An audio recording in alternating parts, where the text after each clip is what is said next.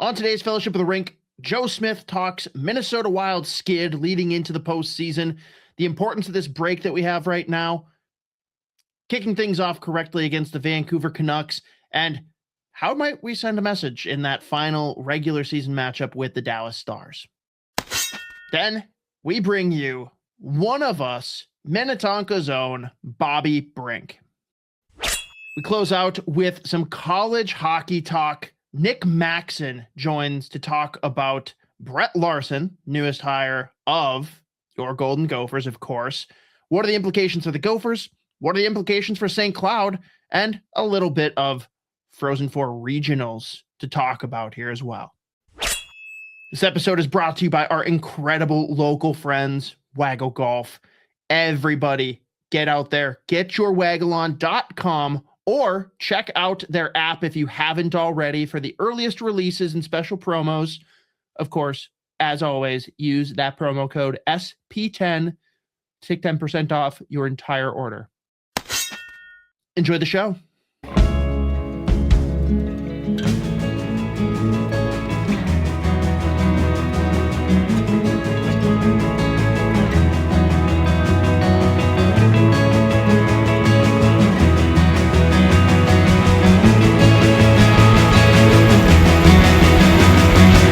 Joe Smith here to talk about, it feels bad to say this, Joe, but I think a decent amount of what we're going to discuss is just the skid the Wild are currently in and how they come out of it, right? Yeah, I guess everything's relative, but they weren't playing the brand of hockey, at least consistently, that I think people have been accustomed to watching the first 4 or 5 months of the season. And part of that was probably after the Olympic break. Maybe guys were gassed from the Olympics. Maybe just, I think Andrew Brunette before the break said you never know how it'll affect teams, like injuries or people lose their mojo or whatever. It's not just the Wild that have gone through this. I think the Stars have gone through it at times. The Avalanche have too. But the bottom line is that they need to get their game in shape and feel good about themselves going into the playoffs, regardless of who they play, because there's a reason why they've been, feel like they're more of a cup contender than they've ever been in their franchise history, but they also need to go out there on the ice and play like they've been capable of and feel good, just confident-wise. All their top players have struggled times here down the stretch, so it's really important the last 8 games, regardless of how many points they pick up, that those guys start to feel their game in the right place before the most important time of the year. And we've known for a long time that the Wild are essentially destined to be the 3 seed in the Central, likely matching up with the Dallas Stars. And you would hope that that lends itself to being able to do some tinkering and figure some things out, not coasting to the finish line, but like at least give you some leeway to test things out. But now with how they're playing, do you almost have to stick with the typical lineups to try and get the mojo back? Or does it lend more to, hey, let's shuffle things up and see if we can get something that works? I think there's a little bit of a mix. I think they do want to find the right combos for the playoffs, and I think they feel pretty close with that. So I think they're going to try to, obviously, they need to clinch a playoff spot first. And so I think they're going to be putting their main guys out there. And once it gets to that point and they start to feel good, then you can start thinking about maybe resting a guy or two, or resting a guy who maybe not injured but playing through something. Maybe you sit at Quinn Hughes for a game or whatnot. But I think right now they're trying to get a feel for. They might already have an idea, like the number one, like the D pairs, like they're comfortable with either Faber and Brodin or Faber and Hughes. They have those options now. Which one do they want to go with for game one? They got to decide, who's in and who's out. And right now, like Nick Foligno, it feels like if he can play like he's been playing and win draws as a centerman and provide a lot over the ice, he could be in the lineup for game one. But they do want to get Urov back in, probably Stern back in the lineup at some point. They're just fully healthy for the first time now, so it makes for some problems there. But I don't think don't be wholesale tinkering. I think they have a pretty good idea of guys that work well together. But I think you'll see some guys getting maybe mixed in a bit, so they don't go so long without playing in a game. But the interesting thing for me, the most interesting one for me, is like, where does Urov sit? Right, I think that. He played most of the season, other than being healthy scratch early November. He's been dependable. In the faceoff circle, he's maybe struggled at times. But do they go with a guy with experience, or they go with go with him. So they've really been pleased with his play and development, but I just don't know if Nick Foligno plays this well. I think that they'll probably go with him for the start of the playoffs at least. I mean, it wouldn't be a Minnesota Wild postseason if there wasn't discussion about sitting a young center, right? Yeah, sitting a young player, young center playing fourth line minutes. Marco Rossi's case, who we'll see on Thursday with the Vancouver Canucks coming in town, Ogren, Zian and the Quinn Hughes Bowl on Thursday at Grand Casino Arena. But yeah, I mean, Danilo is a very mature kid. He understands and he gets it. He wants to play. Hines has talked to him a lot of times about it. So it'll just be, I think it's just fascinating to me how this plays out and how many games he gets down the stretch and where this goes. Because when Foligno was acquired, we were told that we thought a depth piece, maybe there's chances he won't play all the games. We'll see what happens. But then once they brought him and Nick together, and obviously he's played pretty well since he was acquired 11 games ago. So that gives them an option there if they want to go with a veteran player who can do a lot of the things that Urov can do, just obviously on the older side. How do you see the wings shaking out in that top 9 groups? I know a lot of this is going to come down to like who is healthy once we reach the postseason, but I know there's been some tinkering and moving around. Like, will Zuccarello be with Kaprizov or not? What's the right spot for Vlad Tarasenko? Like, what are you starting to surmise from that? Well, as of the lines today, they were pretty similar to what we saw in Boston. You had Hartman with Zuccarello and Kaprizov, and you had Ek with Boldy and Tarasenko. That could change, of course, but I think right now, Boldy and Kaprizov aren't playing perfectly great. They're not producing. I think Boldy's gone 7 games without a goal. Kaprizov, 1 goal in his last 6 games. Admittedly, says he needs to be better. So, if it were me as a coach, I'd want to make sure what lines make them go the best, I guess, down the stretch. And so if that's taking Zuccarello off his line, or maybe you do the Ek, Boldy, Kaprizov one to get them rolling or whatever. But so I think that's where the determining factor for the top 9 for me would be, is making sure those guys are going on all cylinders. So if that means putting Johansson back up there because I think that's they played well together with Ek and Johansson and Boldy, or if it's changing things around, but that would be my thought or suggestion. Bobby Brink feels like he's been solidified as a third line winger. It seems to me like he provides a lot of offense and speed and different dynamic from what you've seen in the middle 6. So, I mean, for me, I think he's still in, assuming he's healthy. And so you'll have Foligno, Tarasenko, or one of those 2 wingers on second and third. And then the fourth line, it feels like it's the Nick Foligno, Marcus Foligno, and Trenyan. That seems like that is a line that really fits well together. They're obviously physical. They can, maybe they move McCarron down and Foligno up, the third line, fourth line center, whatever like that. But I think that fourth line would be really formidable in a playoff series. So I don't think the lines are going to look like what they do today. But I think for me, the next couple of weeks will be key is getting Kaprizov and Boldy going. If the Minnesota Wild open game 1 with Ek, Kaprizov, Boldy as their first line, Joe Smith will feel what? Well, it worked last year in the playoffs against Vegas. So, well, did it? I mean, as end of the day, that's more my point, right? Like obviously we know that line can work. Do we feel any differently about what's built behind them that maybe it could work and be different, or is the depth still somewhat of a concern for scoring? Yeah, I mean, I think the fact that Tarasenko has been able to score like he has given some more confidence. The fact that Bobby Brink can bring some offense there. I think, Nick Foligno can bring some offense. Wouldn't want to depend on that necessarily for your secondary scoring, but McCarron can pop in or 2. But yeah, I think in an ideal world you have those guys separated. In an ideal world, going to a playoff series, you have Kaprizov and Boldy on separate lines. They do have more depth than they had last year, not just in scoring, but able to kind of tilt the game. I think that they're overall from 1 to 12 up front are better than they were last year. So yeah, I'd feel more comfortable in that. But I do think it, I think if I were the coaching staff, I'd have a preference of having them both separated, as long as that they're both games in the right order. And a lot of fans are continuing to point this direction. And I'll admit, I've even veered in and out of this thought. Do you think there's any world that game one we have Marcus Johansson in the press box? I don't see that.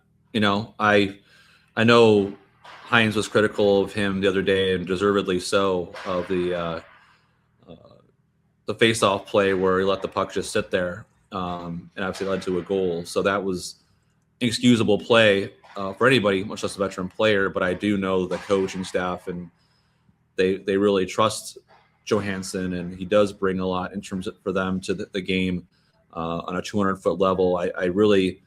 I saw him shoot today at a small games drill. I'm like, where is that at? He has a really good shot if he uses it more often. And I think that would be, for me, you need a guy. If Johansson from the first 4 months of the year, you're pretty happy. You just haven't seen that in recent months in his game. And I know he's a pass first player by nature, but you have to be a threat. So, I'm not saying it'll never happen. It would surprise me, I guess, if that particular went to play. But I think people brought up, or fans have brought up, just put in a year off for Johansson, play him on the wing. So yeah, I'm not there.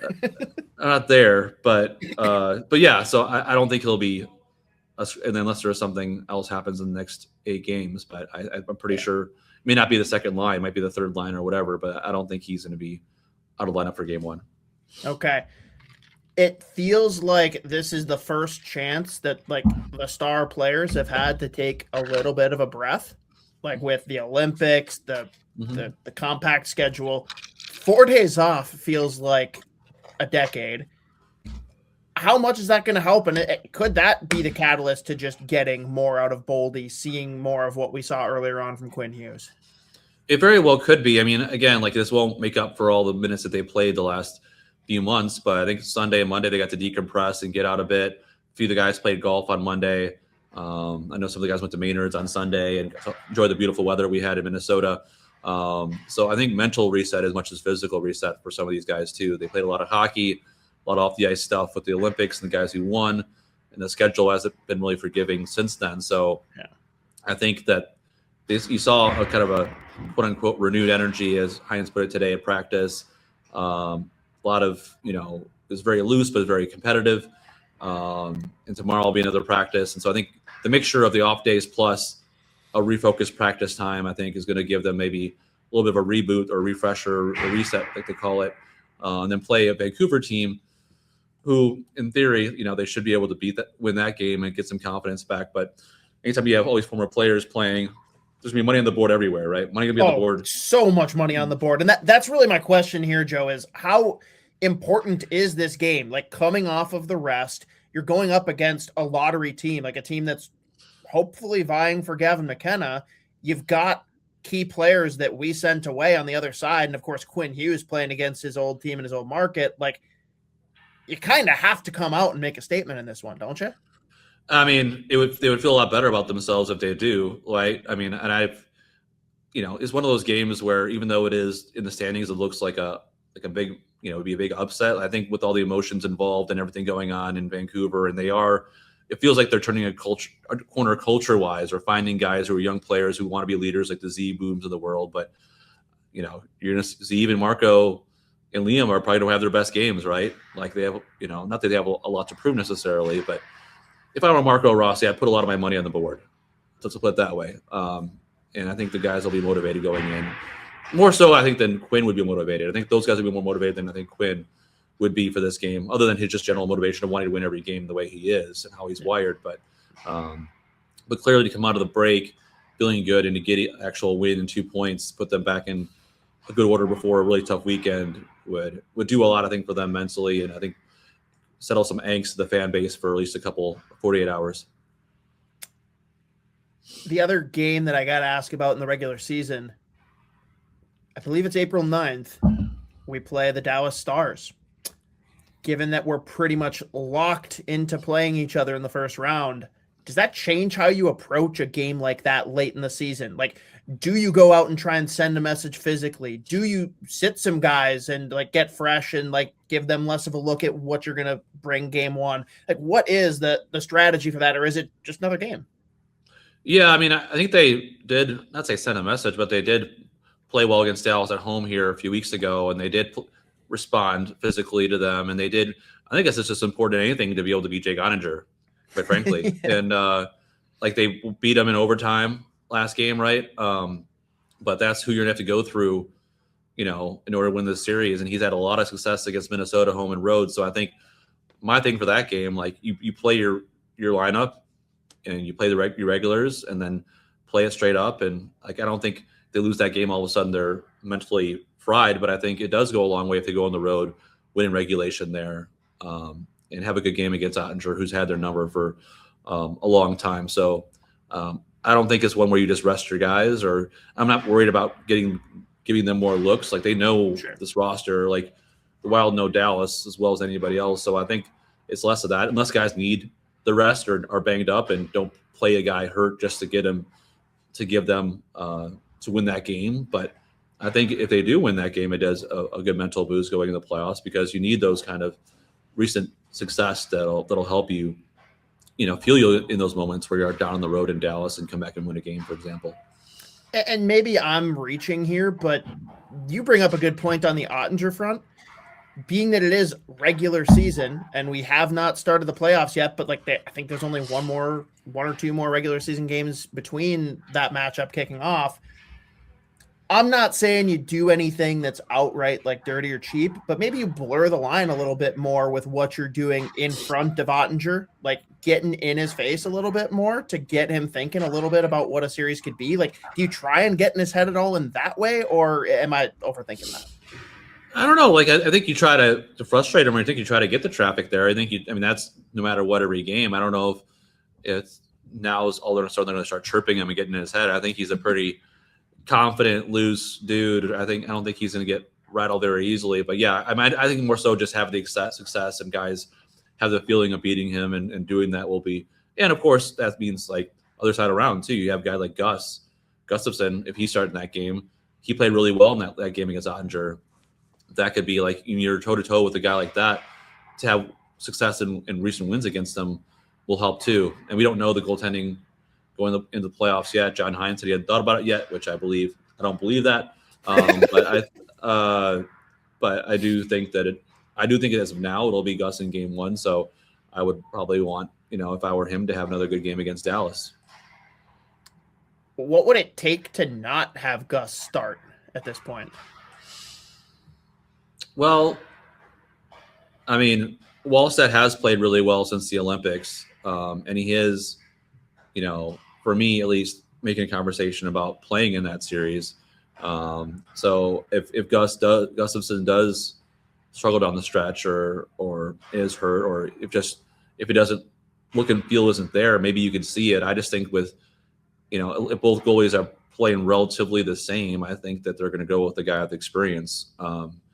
Especially in game one, they could always change it for game two. But I just think unless like Wallstedt goes on a heater and Gus just really slides off, I think that they'll probably go with Gustavsson in game one. But they went with Gus in game one a few years ago in Dallas, right? The young kid, and then went to Fleury after the 50 save overtime win, went to Fleury in game two. So I'm just not a fan of using two goalies in a playoff series. I don't think it necessarily works, or they're never really a good time to know when to switch, so yeah. That just me. But, I think the Islanders have done it more recently, or maybe Colorado did too a few years back. But I just think you'd rather have a number one and roll with them they'll make them sure they're allowed to have a bad or a rough game, right? Like it's hard in a playoff series, just yin yang back and forth. Like what if he doesn't do well, and then does he do okay, and then bring the next guy back? So it's a lot to juggle in a playoff series. My opinion. Yeah, no, I'm with you 100% on that. Like if you're not feeling your guy, make the switch, but the whole rotate back and forth or like take it game by game and see how it feels, that's scary. Well, you want your team to get used to like playing in front of a guy, right? Wallstedt and Gus have different styles and not completely different styles. They came from the same kind of coaching program there, but I just think it gives more stability when you know as a player who you have, how they communicate, all this other stuff like that. And a goalie, you get more of a rhythm if you play more. So that's where I think I'm more traditional in that way. But we'll see what happens down the stretch and what they decide at that point. But it will be one of the bigger decisions I'll have to make in the next 2 weeks. We'll have to watch it down the stretch here. But with that, Joe, I think we'll just kick it over to an awesome interview we banked here with, I think, technically newest member of the Minnesota Wild, right? Was that the last acquisition, Bobby Brink? I think Bobby Brink was, right? Because McCarron was before the deadline, and then you had him, and Fabry was, acquired. And so I think it was Foligno before or after? I thought he was before. Foligno was, I think he was on deadline day. I thought he was. Him and Brink were on both. I don't know who was before, but I think they're both on deadline day. So one of the newer ones. We're going with it. No, we're saying it. Newest member of the Minnesota Wild, Bobby Brink.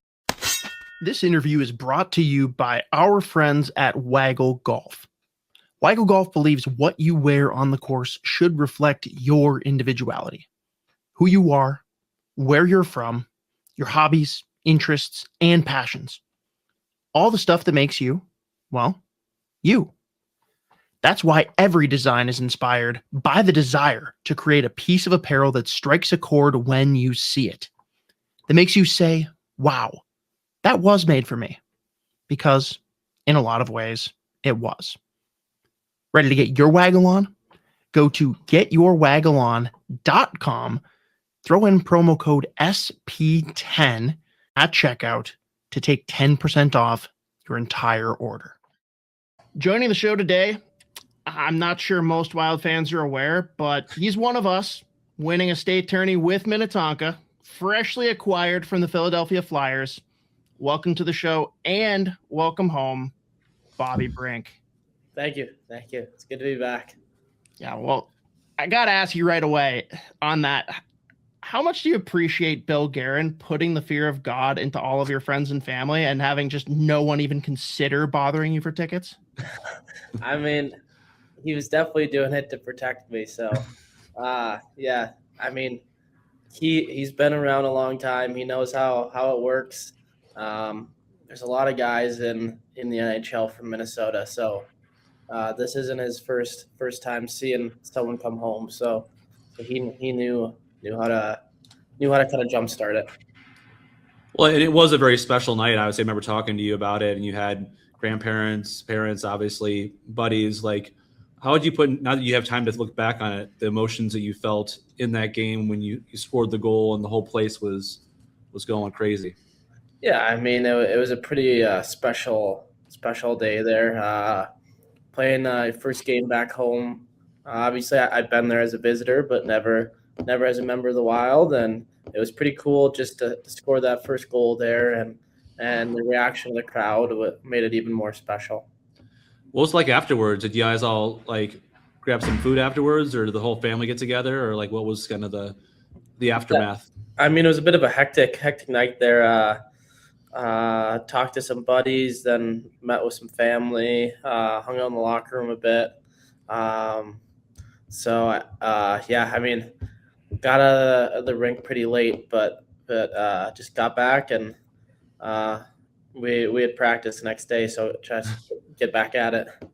You living at home now, or you have an apartment? Or like, what's your setup now? I mean, most guys don't have a chance to come back and already have a place kind of secure. I guess. I just live in a hotel here. My parents' house is down in Minnetonka, and just easier living in the hotel right now.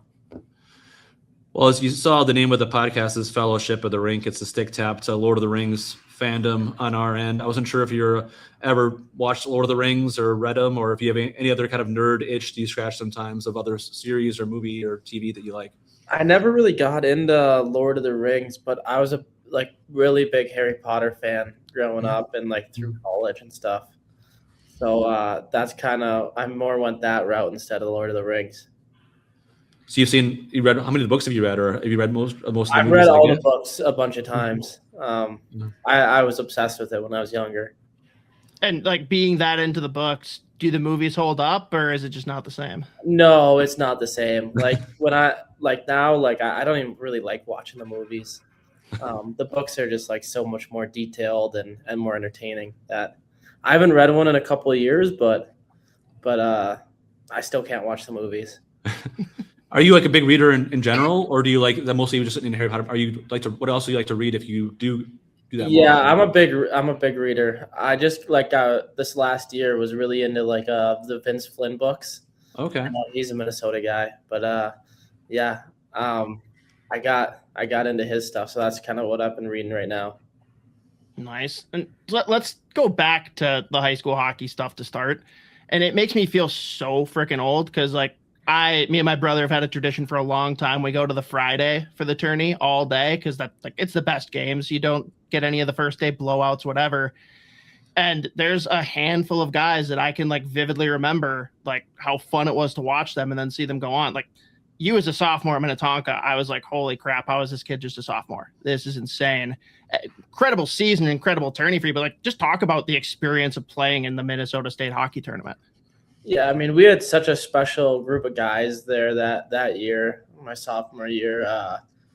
It was just such a tight-knit team. Everyone was best friends to where it was just kind of like special just showing up to the rink every day for practice, let alone state tournament. So it was a really cool event. Honestly, what I remember throughout the year almost isn't even the state tournament. It's more just showing up with my buddies every day. But obviously, it all kind of came together there in the state tournament.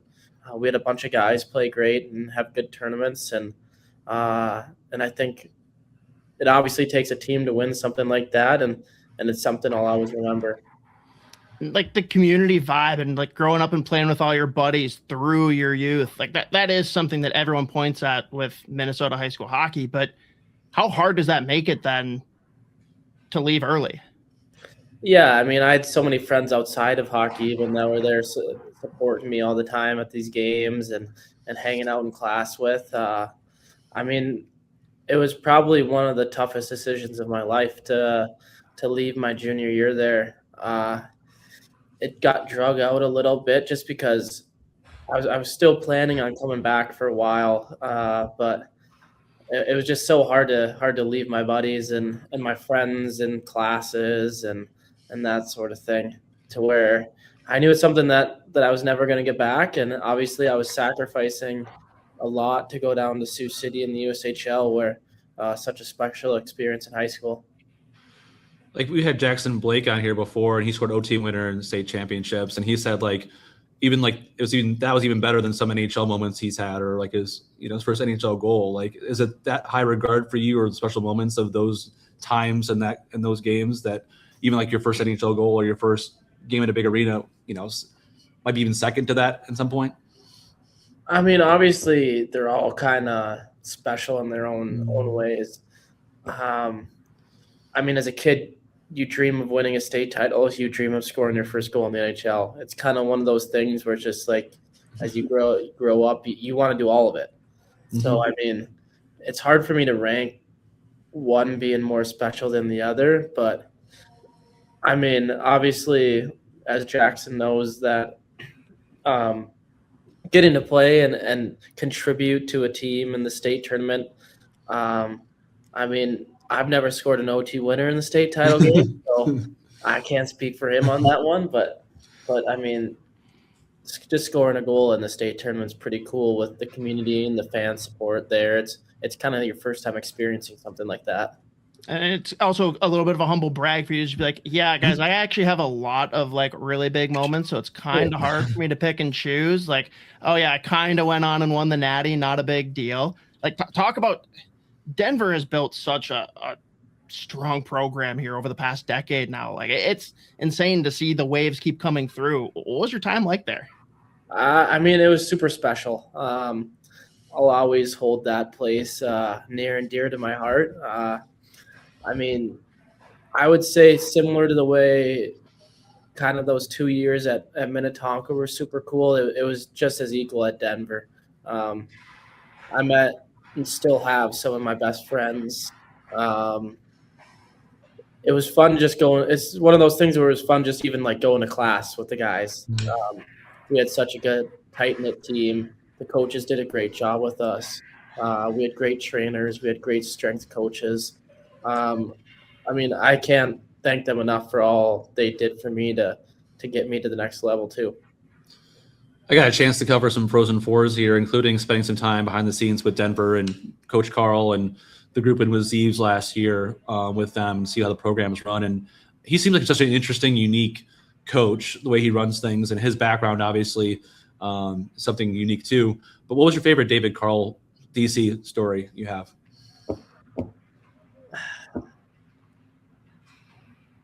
I'm trying to think.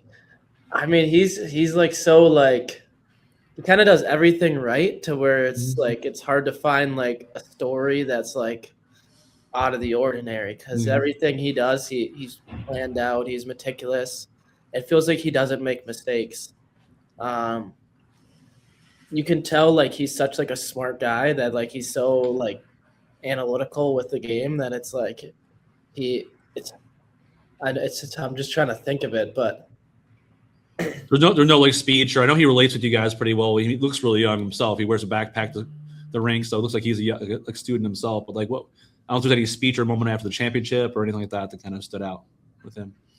I would think the thing that stood out is just like I was able to be like, just like completely be myself in the room, like eating, and so like I think he kind of sat and laughed at me a lot, where I was probably acting like an idiot with my buddies and there or doing something in class that I shouldn't have been, and he kind of just would chuckle about it.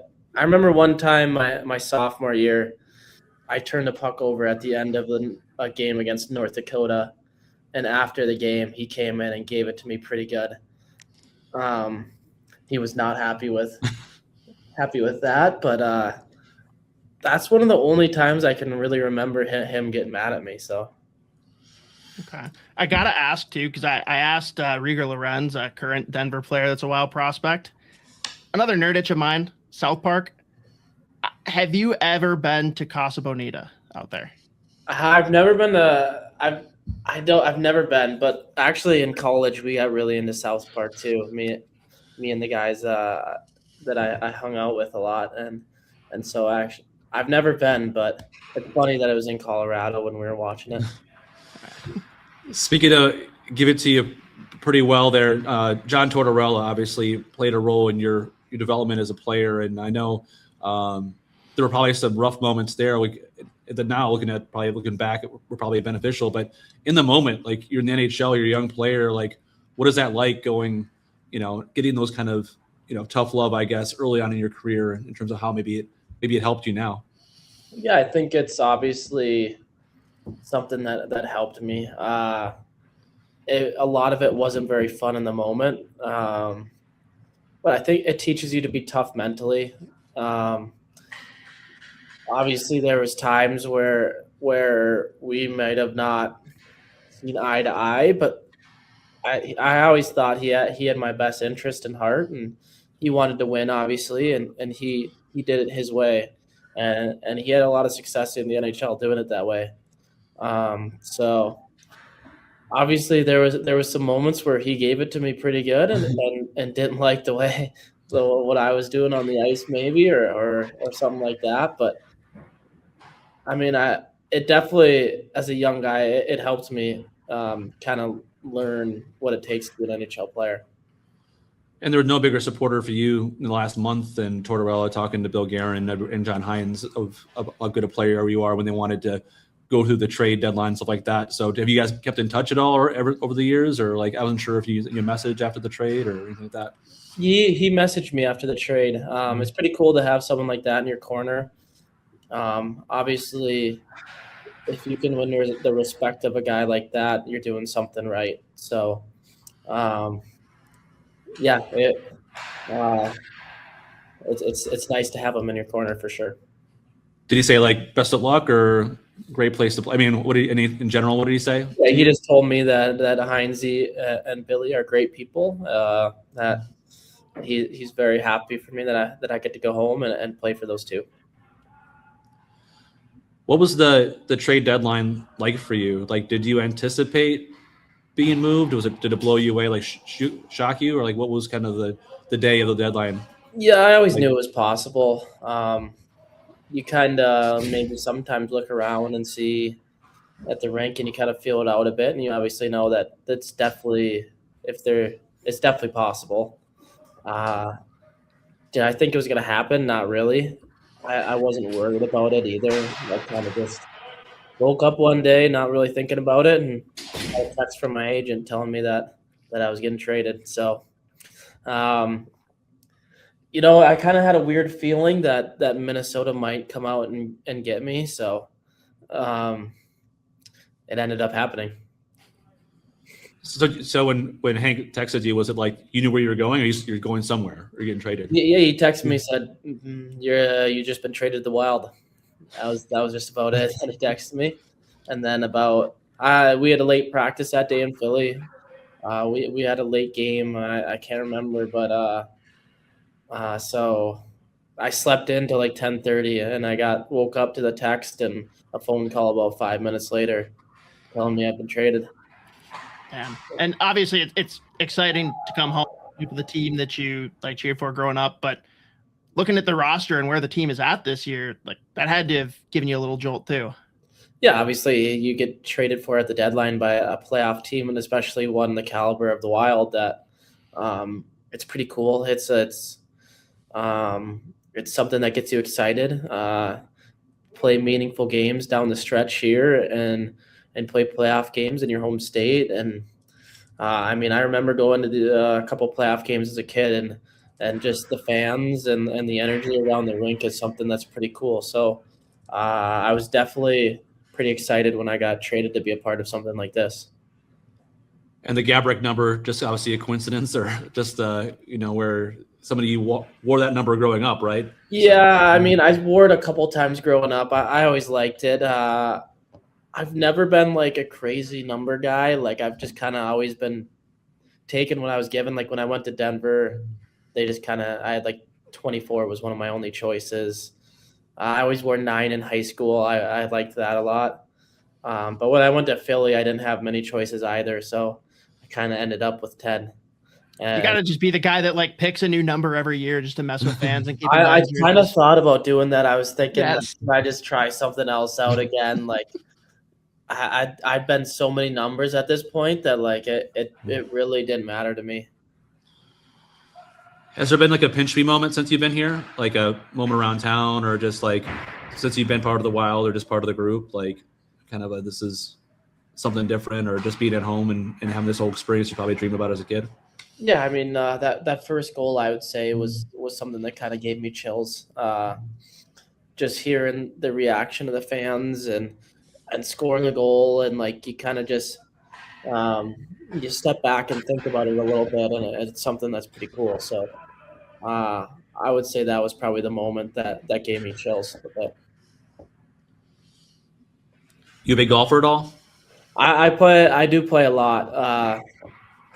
I'm a member out at Island View in Otonia. Mm-hmm. So I play there a bit. Yeah, there's nothing better than being on the golf course with your buddies and messing around and getting a little competition going. So whenever I get the chance, I'm always pretty excited to do that. Just wish my game was a little better. Final question brought to you as always by our good friends at Waggle Golf. First, make sure you head over to getyourwaggleon.com.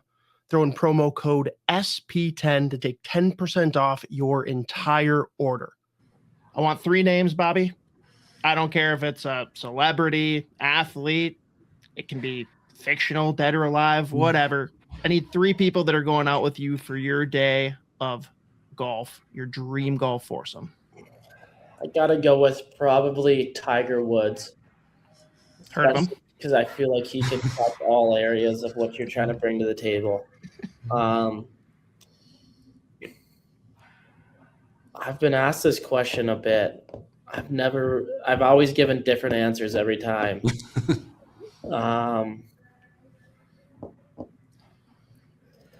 I would say probably Matthew McConaughey. Okay.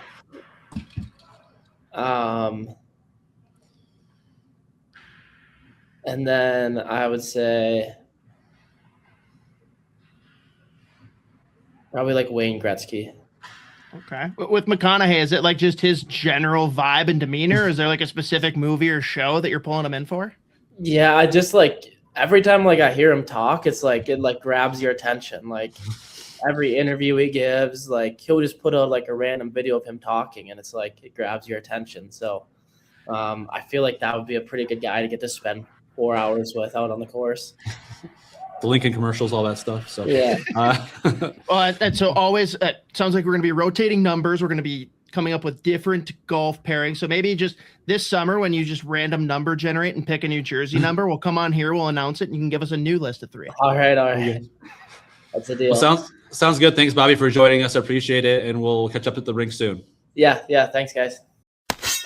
Now, Gopher Hockey.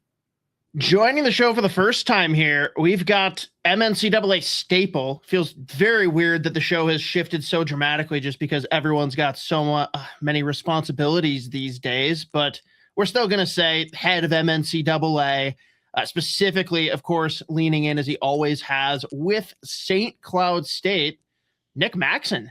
Welcome on, buddy. Hey, Scott. How are you guys doing? It's crazy times. I mean, we just got through the Frozen Four. Obviously, all of the whirlwind around the Brett Larson hiring, which really the reason I had to lean in and reach out, because I know you've had a relationship with Brett for a while, not like just, of course, at the rink, but I know you've had a lot of stuff going on with him outside the rink. Let's just jump right in. I'm curious from your end, just what should everyone know about Brett Larson? Blanket statement, Gophers removed, just like fill everybody in, because there's a lot of people out there that just, well, look at stupid things when they decide what they think of a coach. Yeah, it's called fandom, right? Before we get to that, first of all, congrats, Brett, on there's no coach out there that has earned this opportunity and who deserves this opportunity more than he has. And honestly, Scott, this was a matter of time coming, I think, for Brett, and I mean that in a positive way. Mind you, his name was floating when Wisconsin was looking for a new head coach a couple of years ago. He's been on David Carle's staff multiple times, won a couple World Junior Golds. Remember, he was an assistant with Team USA a couple years ago when NHL players weren't able to participate. But who is Brett Larson? He's a relationship guy. He is an A++ human being. He really is. Yeah, welcomes everybody in the rink. He's built the championship culture there in St. Cloud State. So what you're getting from a coach is a guy that really does value the one-on-one relationships with people, but he's also a guy that's incredibly competitive. He wants to win. He wants to do it, with, shall we say, everybody, pulling the same rope. So ultimately what you're getting from this guy is everything. He puts his heart and soul into every single game. And I'll put it this way, Gophers fans are happy to have him. And I think he is 100% the right hire for the Gophers. So expand on that a little bit. Like, why is he a good fit for the Gophers, where they're at right now in their cycle? Again, some people have just been like ruthlessly, I'm just going to say wrong with their assessment of Bob Motzko's tenure with the Gophers. You can absolutely have issues with certain pieces of his tenure. You can question some of his methods. That's fine. But to say that the university's in a worse spot than when he came is insane, given what the attendance looked like, where the alumni relations were, and just not getting premier talent, especially outside of Minnesota. And then you see the likes of, I mean, obviously we're going to use the low-hanging fruit here, but guys like a Logan Cooley, who probably would have never come here previously, guys like a Matthew Nyes. And yes, bad year. We don't have to dwell on that. Everyone's very aware this season sucked. Going to wipe the slate, move on. Why is Brett going to be the right guy to take the pieces that exist now and expand upon Bob's work? So I like to go back to the conversations I've had with other head coaches. As you know, I've been doing St. Cloud radio now for the past couple of seasons. And every time I interview opposing head coaches before home games, they tell me the exact same thing. This team is incredibly hard to play against. St. Cloud is very structured. I know David Carle, he's expressed it to me this season when they were up here in St. Cloud. I know he mentioned it with Michael Russo with The Athletic, that he knows how to run a power play. But to me, I think he balances these high-end skill and allowing the freedom of those players to do what they do best, which is make plays, while also getting everybody to play in a structure. The team, honestly, you're going to hear this phrase from him a lot. It's called the ground game. He likes a heavy forecheck. He plays a heavier style of game. And I think he's the right coach to take over for the Gophers, which, we'll put it this way, we know the Gophers are going to get high-end talent. Brett's an excellent recruiter. Just look at what St. Cloud has brought in during his tenure with the resources that he's had. Now imagine him with the Gophers' amount of resources. I think he's going to expand on the type of players he's going to get. But again, he does demand everybody compete. He demands that they all finish their checks and they all play essentially Brett Larson hockey. So I think he's going to mold both the skill as well as the hard work ethic that he demands of his squads. And I think really for the Gophers, not only for the players he's going to recruit, but for the team having better success in the regular season and certainly in the postseason, I think he's the right guy for the job right now. And I will die on that hill all day. We'll put it that way. That's something that I love to hear. Now, beyond just where the program's at, let's talk about the landscape of college hockey, right? Yeah. Because go back 5 years, I wouldn't even fully believe that we have things like a Gavin McKenna coming over for whatever dollar value. I know that's been a little misrepresented, but that's okay. Is he, I don't know if this is something that's been discussed, and I know it's a different landscape when you're at St. Cloud instead of with Minnesota, but do you feel like he is going to be able to step in and handle NIL, recruiting CHL players, transfer portal, the whole mixed bag? Yes. Yeah, because if you look at Brett Larson, I mean, first let's go to the transfer portal. First of all, with St. Cloud, he likes his recruits. Mind you, he's a guy that goes out there and he picks his guys, right? So over the past few seasons, the most that St. Cloud would get in the transfer portal is maybe 1, 2, at max 3 people. And they had very specific roles, specific things that he wanted to fill in gaps in the roster. So he's equipped to handle that, I think. And then looking at, players like Austin Bernovic, you look at guys like Tyson Gross, who just signed an NHL draft. He's a guy that can do with the skill guys. I'll give you some great examples here, Scott. So Tyson Gross and Austin Bernovic in their last couple of years, they had, I think, 20 and 30 some odd points, each of them over the course of the summer, and the specific things that the coaching staff, including Brett, asked them to work on. They both increased their point outputs by double digits. They both were performing in the small areas of the ice better. So he's a guy that can take what's good and make it even better. He's a developer. And again, St. Cloud, he has a track record of doing that. So yeah, I think he can handle the big spotlight. I think he's ready for it. And more so, I think more than anything, because you mentioned the NIL landscape, I think with the more resources at hand, it's only going to make him and his staff better. And the question that every Gopher fan is going to ask, and we certainly don't have the answer to right now, will we have our first CHL player on the team this year? Or is that putting the cart ways ahead of the horse? I think it's a little bit too premature for that. Because mind you, I'm sure we're going to hit on this too, but it's kind of a transition time, right? For both programs and even for the Gophers, right? You got guys that are, scheduled to come in. There's going to be conversations with, the current pipeline of recruits and, the current members of the team. And, again, like I mentioned, is it out of the question? No. But I think Brett needs to kind of come in and analyze what he's got, what he feels like he needs to address. And so is it possible? Sure. In fact, Brett for St. Cloud has a couple of CHL recruits that were, shall we say, slated to come in over the next couple of years. So it's not out of the question, but I think this year's a bit too premature to say. This year specifically, players will come in. Does not mean it's off the table, but if it is, I would say it's maybe a player or two at max. Sure. And I'll ask the rude question then. You mentioned a couple of fun names. One of them's already bound for the NHL, but from the St. Cloud side of things, who do you worry that Brett Larson might bring with him to the Gophers?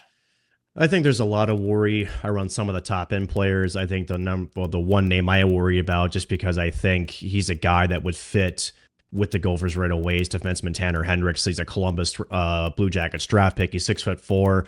was essentially almost a lock from the playoff from the people I talked to make the U.S. World Junior team before he got hurt by, ironically, his own brother against Western Michigan, right? That put him out for 90 days. Smooth skater, incredible playmaker, defends well, jumps into the rush. That's a guy that I think Brett Larson, if I'm him, would be my first call to get him to come over. So that worries me a bit. I mean, especially when you just look at the number one area of need for the Gophers, glaring holes on the blue line. So that checks out. So that's probably honestly my biggest worry. The other maybe two guys I'm looking at are two freshmen that played not like freshmen, but played like mature veterans, is Nolan Road as well as Noah Ernest. Those two together were just unbelievable for Brett this past season as freshmen. Those two in the NCHC quarterfinal against Duluth almost single-handedly shut down the plants on the Shaga Bay line. And it was, again, in Duluth, they had last change. There were times where Sandlin went away from them, the plant line, just to try to get him some more time and space in the offensive zone. So sometimes you worry with some of the young guns, right, that they might, shall I say, look for greener pastures. So those two I'm a little bit more worried about, but Hendricks to me tops my list as we went back to him. So let's talk about what's left there in St. Cloud then, because again, historically, been a great program, especially through the 2010s, right? Losing two coaches consecutively to the Gophers, which, I mean, if you guys just want to be us, just start putting on a St. Cloud jersey. Let's just do that. Of course, everyone's already throwing out the jokes that the next hire is going to be the next Gopher. So, let's just go with that. But who is the right guy to come in your mind and take over Brett Larson's helm? Or you can split it too. You can tell me who you want versus who you expect, or if it's one and the same, then great. When we talk about NAL, we talk about recruiting, right? So I want to go back to when Brett Larson took over for Bob Motzko. He had an incredibly loaded lineup. And let's just say this, Brett Larson came in and he settled the room down. He's like, hey, I'm not here to reinvent the wheel. And basically everybody stayed, right? So I think if you're St. Cloud, you have to prioritize either someone that has either been recently a hand in recruiting or two knows the program. So the two names that have been jumping all over social media, I'm sure you've seen them too, is Nick Oliver, former player for St. Cloud, had that one season up in Fargo where we went to a Clark Cup final. Now is an assistant with Wisconsin, so he's still coaching. 34 years of age, I think he would be a great fit for St. Cloud. And I don't want to put words in your mouth, so correct me if I'm wrong here, but I feel like he was a guy that you were kind of beating the drums for when Bob left, right? Yeah, I was. Just because I think with where the program is, and especially now, right, you need a guy that can relate to the younger generation. You need a guy that also knows how to coach, get the players to buy in. And we saw that again, and it's a small sample size. They're up in Fargo. So I think just a couple check boxes right there. Another name that I would watch out for is Dave Shayak. And the reason I say Dave Shayak as well, again, I think St. Cloud is trying to, shall I say, limit, the turnover for the roster. So a lot of the players that are on the roster, especially the upperclassmen, is the guy he had a hand in terms of recruiting. So you kind of wonder if there's a name that they would reach out to. So those are probably the top two that I would have. I have no idea. Shayak just took a job at Northern Michigan, so who knows if he's looking to jump ship. You don't want to, in his minds, you don't know if he wants to come back after just one season. Nick Oliver, he may like it at Wisconsin. But those are the guys that I would want. And I think in terms of Shayak, that's probably the guy that they need, Scott, just because, I think you really need to try to retain as much talent as possible. And it's going to be a tall ask here with Brett leaving for the Gophers. Let's talk then just about the landscape of MNCAA, as we coin it, but really just the D1 programs across Minnesota. Obviously the Gophers are in a weird transition now. We've got the NCHC scramble, which of course is about to add St. Thomas. It feels like the Mankato Mustangs, as they've been referred to recently by ESPN, who has just fantastic hockey coverage. Can't say enough positive things about them, but and then Bemidji just kind of feels to be lurking in the background. But where do you see things going the next couple of years here broadly across this? If you want to take it one by one, you can, but more just generally, how do you see all of this shaking out? So I want to go back to a conversation I had with Rick Gotkin. Mind you, he was the head coach at Mercyhurst. I got the opportunity to call a television game for North Dakota there against Mercyhurst, who at the time, as everybody knew, had a tough season. They were winless in January, right? So, but when I was talking to him, he mentioned that he actually wanted to retire after last season, and then he had mentioned that the administration essentially called him and said, "Hey, why don't you come back for one more year, right? We'll have this coach and waiting thing, and then you can go ahead and retire." Knowing what we know now, right, Scott, you do kind of wonder if the administration had a plan all the way back a year ago, and this gets me to the point, right? This college athletics, especially college hockey, especially primarily like Division II type schools, there's a lot of concern out there. Ask Scott Sandlin. He's on a competition committee. He's been beating that drum for quite some time. So do I think schools like Duluth, St. Cloud, and Midgey are in any trouble? I don't. They're legacy programs. I think they're attractive programs for both players and coaches. But there's still time yet to be seen, right? I think that's the fear, is that what we saw at Mercyhurst just recently is just the start of the beginning, right? It's something that Gotkin has talked about. It's something that Sandlin has talked about.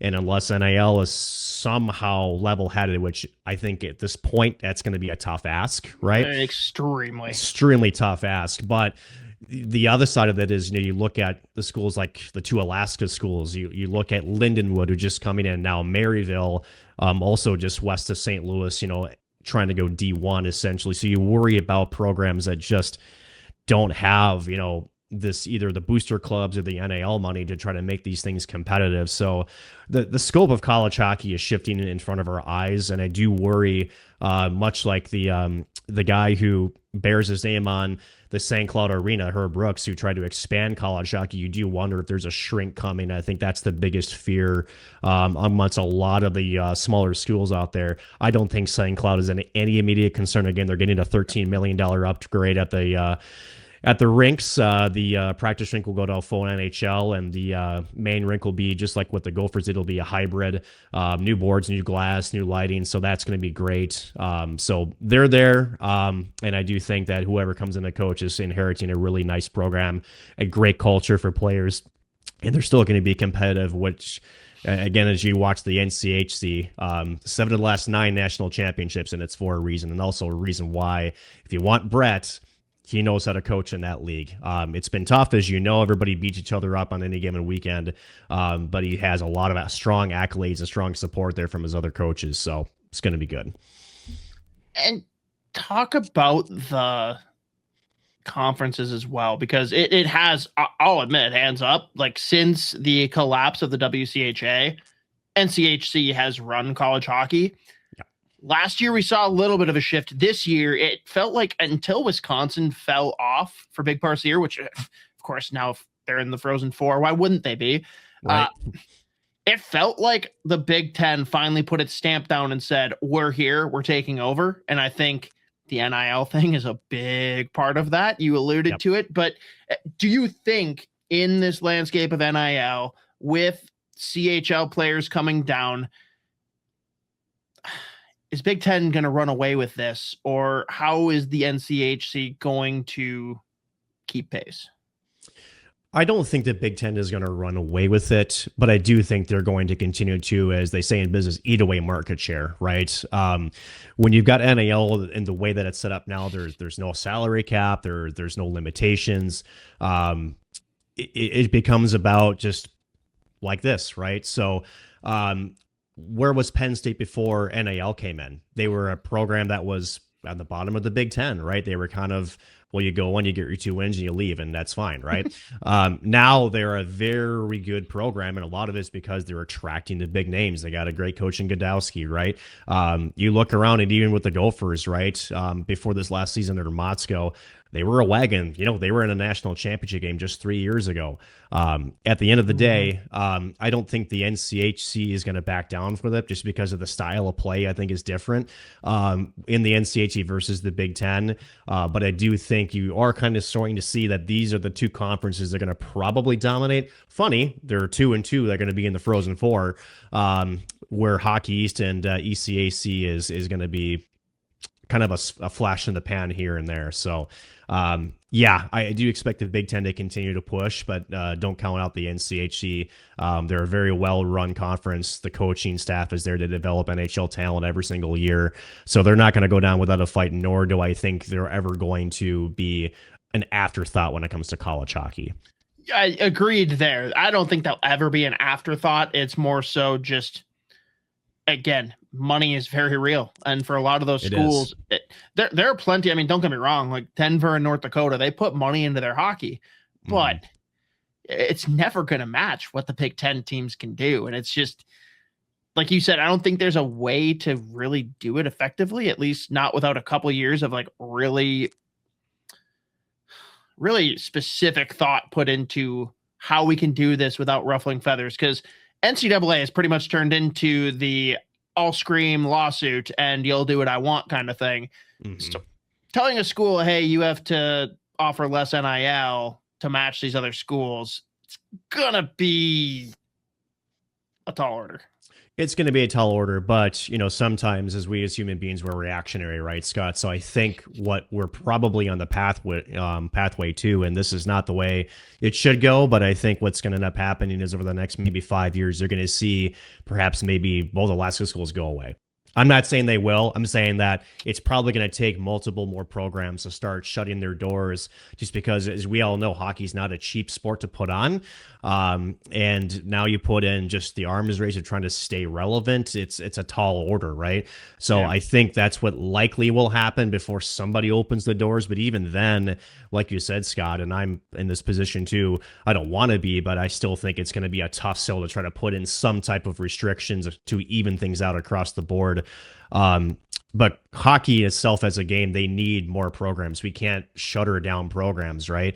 The game of hockey, especially with Team USA winning the gold for the first time since 80, they have to ride that momentum boost. I think there needs to be more visibility to the sport. To do that, you need to expand programs, not to contract. So it's going to be a big look in the mirror for college hockey probably in the next 5 years. I don't know what the solution is, or at least, shall I say, the solution that will be agreed upon. But it's certainly going to be some interesting times over the next 5 years to see what is going to happen overall to NCAA schools. Well, and it's interesting because I agree with you. I do think that there are going to be more programs that fall by the wayside, like very unfortunate. But what we just talked about with NIL and how these Big Ten teams are taking charge, that does pave the way for other big schools to decide, all right, time to plant my flag with hockey. Like you said, USA winning gold. That's done a lot across the country for just general hockey interest. And these schools can look in and say, oh, if I have money, I can just bring in whoever I want. Oh, let's look at the Arizona State model where we got a sick place to play. Like, why doesn't UCLA, USC, Oregon, like those are schools that could attract talent, just like Penn State's doing, right? As long as you got the money and you're willing to invest up front for the infrastructure. I think that's the biggest gatekeeper, is it's completely new infrastructure that no one really has, at least not in a suitable way for Division I hockey, right? Well, that's it's kind of weird too, right? Because remember, Arizona State's barn got a lot of upgrades from the now defunct Phoenix Coyotes, right? Yeah. Now more so, Arizona State's in a more unique position because for some odd reason, hockey earns them money. That's actually a profiting sport for them, which you and I both know that is not the case for most of schools that are out there that do Division I hockey. It's a big reason why, again, Illinois had this, 5-6 year research to try to see if they could bring in D1. There was a thought that they would, and they came out and said, actually, no, we're not doing it. Middle Tennessee did the same thing. They had recruits, and then they backed off from that. A big reason, bet, is because of the dollar signs, right? Now, as we've seen, right, Scott, is even though the Big Ten has been spending the most money, how many national championships does the Big Ten have, right? So the answer how long have they been able to spend that money? Well, but that's the thing, right, is the NCHC's counter to that is, just incredible coaching and player development, right? That's kind of how you beat it, is you have to find a way to just be better as a whole, right? And if you look up and down Michigan and Wisconsin's roster, they're good players there, but I would argue that the NCHC teams coming in, which is Denver as well as North Dakota, they're just better balanced teams up and down their lineup. They all I'll completely agree with. Yes. So at the end of the day, if that's the model that shall we say, hypothetically goes in the next 5 years, the NCHC to me still wins more national championships.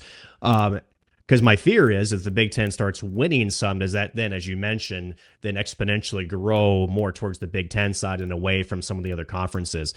Yet to be seen, but again, it goes back to money. So what you're saying is there's a lot riding on North Dakota and Denver to keep the power balance from shifting. Kind of, a little bit. But but mind you, the NCHC could have had 3 of the 4 had Minnesota Duluth knocked off Michigan. They rallied late, got to 4-3. Michigan just I really thought they were going to, but before the game, let's be clear. I didn't think the rally would necessarily be completed, but going into the game, I really thought UMD could match up well with them, and 3-0 after one period isn't a great way to open that up. No, and I was with you. I thought Duluth actually matched up really well with Michigan, but unfortunately in any sort of hockey game, and especially in a one and done, right, you get down 3-1 or 3-0 in the first, that's a tough hill to climb, which they darn near almost pulled off. That's one thing UMD has been known for this season is their amazing comebacks. Trust me, I called 2 of them against St. Cloud here a couple weeks ago, but Michigan's just too high power, too high skill. They were able to shut the door, and too bad. So, but it's going to be 2-2. I think, all 4 teams have earned it. It's going to be some great hockey down there in Las Vegas, and see who wins the national championship this year. Let's just real quick. We're just going to take off the professionalism cap and we're going to set it aside. Okay. You're a Minnesota boy through and through. Yes. How much does it suck that Wisconsin or North Dakota will be playing in the Natty? Guaranteed. At the end of the day, if you're a Minnesota guy, you don't love it, right? And I think it hurts even more because, well, unfortunately, as you know, social media tends to be essentially a wildfire out of control with some of the comments. No. When you have a, shall we say, the record that it was, and again, you're going to have down years. It just happens, right? But then it's those 2 schools that get in from a Gopher fan perspective, right? I do think shall we say, the cut is a little bit deeper. Denver being there, I mean, how many Frozen Fours has Denver been in the last, how many number of years with David Carle? They've been to 4 Frozen Fours out of the last 6 years, which is insane. Insane. And they've been in regional finals. The dollar signs just keep going up for Carle whenever he decides to make the jump. It's And I'm going to throw some cold water on that too. David Carle, love chatting with him. He's a guy that strikes me that I think he's waiting for his opportunity. I don't think he's really in any rush to jump to the NHL. Clearly he has a vision of either a certain team or a certain situation that he wants to get into. I bet it's the situation more than it is the team, but I think so. It's funny because you look at jobs across college hockey, right? And there's very different forms of pressure. Yeah. And in Denver, there's really none. It is a program that has standards, but largely set by David Carle in this past decade. And he can have several down years. They're still going to build him a statue in the middle of those down years and beg him not to leave. It feels like he's just got the comfort. He's not going to coast on it by any means as far as what he's trying to do there, but he knows he can stay there and wait and bide his time until that right situation pops up. And whether it's with roster construction, where they're at in their rebuild cycle, alignment with the GM, maybe it is that he wants his family to live in California or live in Florida. Who knows? Right. But I think at the end of the day, he's going to call his shot, and he is in no rush to do anything, and no one is going to force him out of his comfort zone for any amount of money, because guess what? That money is going to be waiting there next year, and it's probably going to go up. For sure, but I also think that Dave also does take pride in, player development. You can see it, right? In terms of how his teams play. I mean, again, a down year for Denver the past 6 years is still top 4 in the NCHC. They're still making the NCAA tournament. And even though a lot of young faces this year, mind you, they didn't have the best start record-wise this year in the non-conference schedule. But again, there's one thing that David Carle's teams do. They're one of the smartest teams that you'll play on the ice. They're very high IQ teams. Maybe not, shall we say, the most flashy, but they have skill, but they play the game the right way cohesively. That's what he does. That's what he teaches. He's such an intelligent coach. Why he won 2 gold medals in the World Juniors, right? I think if he could have gotten an unlimited pink slip for that, I think he would have taken it. So yeah, he's going to be able to pick his spot. I don't think it's anything immediate. Now, granted, I have no idea. Could be completely wrong. Maybe it's this off season. But again, to your point, I think he's going to call his shot when he's ready to make the jump in the situation that he sees like that's the fit that he would like. So it also doesn't help NHL teams that are trying to bring him in when you look and point at what happened to Mike Sullivan. Like he left the Penguins, like mutually terminated, and says, I'm going to go to the Rangers because they're going to be sick. Oh, wait, no, they suck. I hate life now. If I didn't win that gold medal overseas, I'm very, very unhappy this year. So it's a cautionary tale for him to be like, yeah, maybe what I've got here is okay until I've really got the right thing. Well, speaking of uncomfortability, how about Bruce Cassidy, being let go 8 games before the end of the season? How Vegas is that? And also, extremely speaking of Vegas, John Tortorella is the guy. Honestly, it's the right call. John Tortorella he's the coach that has a very short lifespan. He's there to sort of regather the troops. He in the is the most direction. Vegas coach that will ever coach in Vegas. That's so true. And mind you, just because now he's at the helm, watch them go on a frickin' run, watch them go all the way to the West Final, and then maybe win a cup. I'm pushing back just because the roster has a lot of concerns for me right now. It's a lot of concerns. It is a jolt, and they will look different, and maybe this does get them a round or two because the Pacific is. I think that's a big part of it. The Pacific is dog shit. It is compared to the Central. So it's like, hey, we have a clear path here. This isn't working. Maybe this gets us another round or two of gate receipts. So probably it's interesting. That's for sure. Yeah, now, certainly interesting. Call it out. Who's winning? Who's winning the cup? Who's winning the Natty? You can give me cup too. Well, let's start with the Natty, right? Because if I look at the bracket, you're going to have NCHC versus Big Ten in both semifinals. You have Denver and Michigan. You have North Dakota and Wisconsin. Honestly, North Dakota takes that one.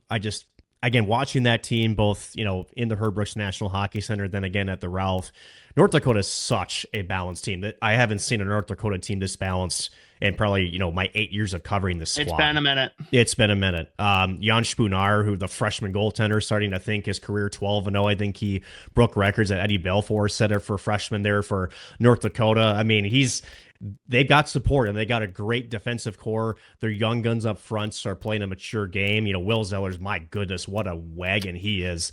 Unbelievable. And he's a great kid too. So I think North Dakota has Wisconsin. The other matchup though, Denver and Michigan, that's going to be interesting. And the reason why I say that is naturally because I'm an NCHC guy, I'm going to say Denver, but it's more to it than that. I think Denver just plays a more patient game. Michigan has a lot of skill up front. No question about it. But Denver has one thing that they do so well, better than any other team, is when the stakes are the highest and it's a very low scoring, no sort of space type game, they thrive in those situations. They're such a patient squad. They don't force the issues. Again, 50-50 puck. If they're going to get it, they go. If they don't, they sit back. They always look for what's the next best play. I think Michigan can kind of be a little bit shotgun heavy at times there with the Wolverines. So if we're going to do that, that means it's an all NCHC national title, and I have to go with Denver. I just do. I just think that even though North Dakota's got a really nice team, how about Johnny Hicks there for Denver, the freshman goaltender? How about that? 2 freshman goaltenders going at it for a national title. That would be pretty fun. Yeah. And deservedly so for either squad. But to me, again, Denver just has been in those spots more often than not. And you do wonder if the youth of North Dakota, especially up front, maybe they have a hiccup here and there. But either way, I think both of those squads could do it, but I'm going to go with Denver just because I know the audience here, Scott. I know if I say North Dakota, that there might be some pitchforks outside my front door here somewhere in the Twin Cities. So we'll go with Denver. And is there a team more equipped to put Michigan in their place than Denver with their structure, with their personnel? Because you said it, like, Michigan shocked a lot of people this year. They did. Like, I had them in my top 5 preseason, and I didn't feel awesome about it because their history has been, we are going to be run and gun. We don't have a whole lot of structure, but we're going to try and outskill you and make things work. This year, they have so much skill that it just doesn't freaking matter. They can outskill you and do it in waves and waves and waves. I think Denver is built to withstand those waves.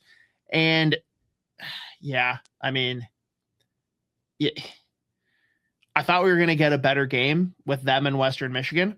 Yeah. And there was just a little shred of me, even though I didn't want Michigan to beat Duluth, and that game was second in the slate on Sunday. But yeah, man, do you think Michigan like forfeits and just leaves the Frozen Four if it's Western Michigan that's there to face them? Like, does this bit keep running for a decade? It could have, honestly, right? How about that, right? The rematch of the NCHC championship game, Western Michigan. That again, Denver. They frustrate you, right? I think if there's anything to watch in that matchup is watch the neutral zone. Denver does such a good job of taking away time and space. They step up with the red line. They're always in the passing lanes. And to your point, if there's a team that can frustrate the skill of Michigan, who loves to wheel and deal, they love to skate, they love to transition, it's going to be Denver. They know how to shut it down. They know how to play a patient game. And they'll take a 0-0 game in the third, and they're just like, hey, if we have to be opportunistic, that's totally fine. We're comfortable with that. I don't think Michigan is comfortable in that type of a scenario. I think Michigan, if we get to the late second, early third, and it's a tie game, it's low scoring, they're going to try to push the envelope. They're going to try to, just overwhelm me with the skill and speed. Whereas Denver is going to go, well, if you're going to do that, then you're going to have some open space behind you. We'll just pick our spot, and we're going to just take it and run with it. So yeah, it's going to be a great game, right? Either way. But if there's, like you mentioned, one team in the country that could really flip the script against Michigan, it is the U of Denver, the Pioneers. Man. And feel free, Stanley Cup. I feel like everyone's kind of got the same answers right now, but let's hear it. Yeah. Well, first of all, of course, when the Wild have finally a cup contending roster, the other two teams in the Central are also wagons in the Central Division. But to the point, right, is you can get somehow by Dallas and then against Colorado. Is there anybody in the Pacific that scares you? Absolutely not. I think you have pretty much a golden ticket to the Stanley Cup final. The best Pacific team is going to be Utah. It's going to be in the Central. Isn't that crazy? I actually thought that, I was quietly hoping that San Jose would make a wild card spot. They've kind of fallen back a little bit. They're kind of out of it now. Yeah. But now, if they had Matthew Schaefer, Matthew Schaefer, my goodness, what a season he's had, right? Love to see how he does in a sophomore year. The forbidden sophomore slump, I don't think he's going to have that. No way. He's just too good. But out of the East, you can't count out Montreal right now. I think they're playing some of their best hockey of the season. Tampa Bay, they seem to be reloaded and back, even though they've kind of had some hiccups. It's going to be tough to really beat Colorado, though. It really is out of the West. I think to me, it's going to be Colorado and Tampa with the Avalanche winning the Cup.